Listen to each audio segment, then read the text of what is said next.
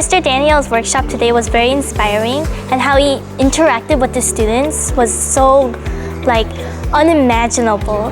I really liked the part where he really introduced the monkeys, how he acted them out, and how much emotion he put into his work. It helps me visualize how I could manage my emotions